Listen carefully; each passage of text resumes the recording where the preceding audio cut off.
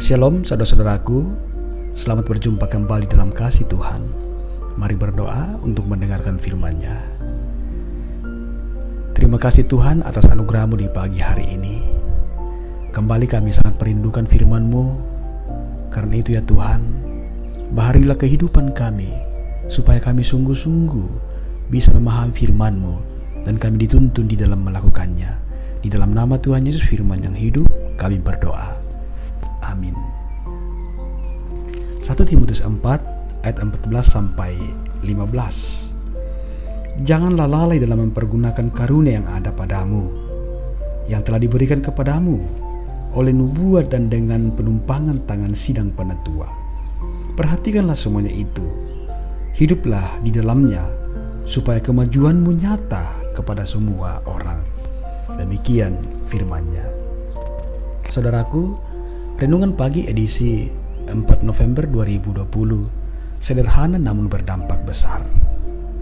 Saudara-saudaraku, sadarkah kita bahwa hal-hal yang kelihatan sangat sederhana yang kita lakukan dengan ketulusan dan di dalam iman bisa sangat berdampak besar dalam kehidupan?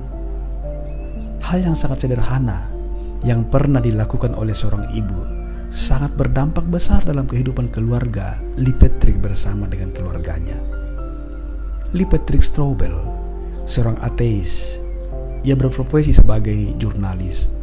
Ia mendapat gelar sarjana dalam bidang jurnalisme dari Universitas Missouri, dan berkat keahliannya menulis berita di tahun 1980, Lee memperoleh penghargaan dari Chicago Tribune dan mendapat promosi sebagai editor hukum di salah satu media terbesar tersebut.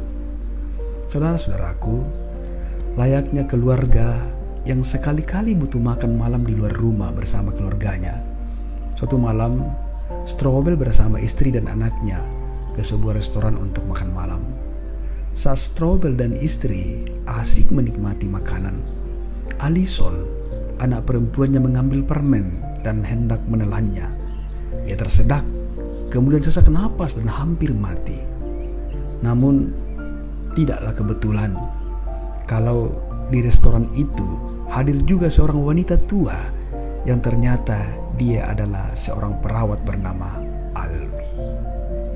Wanita itu langsung mengambil tindakan dan berhasil menyelamatkan Allison.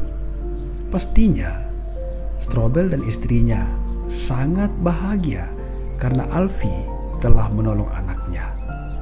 Sungguh kebetulan Anda di sini. Mungkin jika Anda tidak ada, anak kami pasti akan mati, ujar Leslie kepada Alvi. Tidak ada yang kebetulan di dalam Tuhan. Semua karena pertolongan Tuhan Yesus. Sebenarnya kami rencana bukan untuk makan malam di sini bersama dengan suami saya. Namun entah mengapa tiba-tiba kami ingin datang ke restoran ini. Dan ternyata Tuhan menginginkan sesuatu terjadi di sini, jawab Alvi. Strobel dan istrinya mengucapkan terima kasih yang tiada tara kepada wanita tua itu. Saudara-saudaraku, momen yang kelihatan sangat sederhana itu justru menjadi titik balik dalam kehidupan Leslie. Dia dihantui rasa penasaran. Benarkah bahwa anaknya itu terselamatkan karena Yesus? Leslie akhirnya menemuinya dan berdiskusi banyak tentang Tuhan Yesus. Kemudian Alvi mengajaknya ke gereja, dan pada akhirnya Leslie memutuskan untuk mempercayai Tuhan Yesus. Namun masalah belum terselesaikan. Justru terjadi konflik besar dalam rumah tangga mereka. Strobel merasa terpukul dengan keputusan istrinya tersebut. Ia pun mulai bersikap kasar terhadap istri dan anaknya. Namun Leslie terus berdoa agar Tuhan memberikan hati yang baru kepada suaminya. Diam-diam, Strobel melakukan investigasi soal Yesus dan kekristenan. Ia benar-benar membenci istrinya yang mulai percaya kepada Tuhan dan bertekad menelanjangi kepercayaan konyol orang-orang Kristen itu.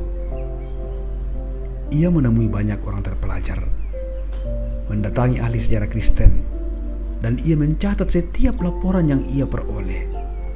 Ia juga mendatangi pendeta, ahli medis, ahli psikologi, dan ia terus bertanya dan mengumpulkan fakta untuk menjatuhkan iman Kristen hingga hampir 2 tahun masa penyelidikan dia lakukan. Ternyata ia tidak mampu mematahkan fakta kebenaran tentang Kristus itu. Dalam niat untuk mematahkan fakta kebenaran itu, justru fakta berkata lain. Tahun 1987, Strobel kemudian mengundurkan diri sebagai seorang jurnalis dan menjadi pastor dan pengajar di gereja Willow Creek Community Church. Semakin dalam ia mengenal Tuhan dan kecintaannya terhadap Tuhan, kemudian dia tuangkan di dalam buku yang dia tulis.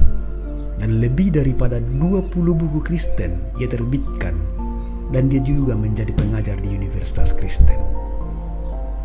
Saudara-saudaraku, pergumulan, pertanyaan, dan pengalamannya bersama dengan Tuhan dituangkan dalam satu buku yang sangat terkenal dan juga telah difilmkan berjudul The Case for Christ.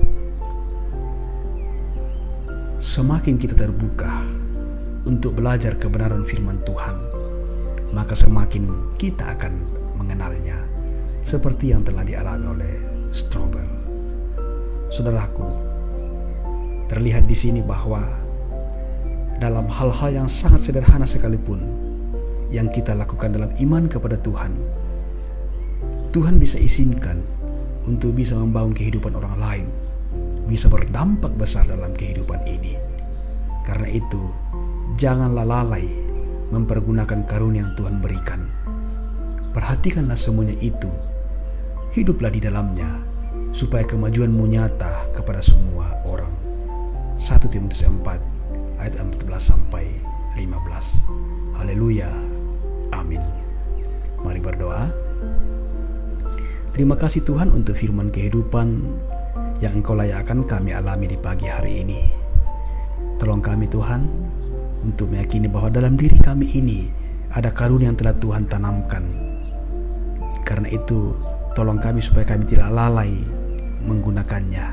Dan biarlah Tuhan, dari kehidupan kami ini orang-orang lain pun bisa mengenal Yesus sebagai Tuhan dan Juru Selamatnya. Oh Tuhan, peliharakanlah kehidupan kami Tuhan. Pegang tangan kami untuk kami kuat melanjutkan kehidupan ini. Di dalam nama Tuhan Yesus kami datang berdoa kepada Bapa di sorga. Haleluya.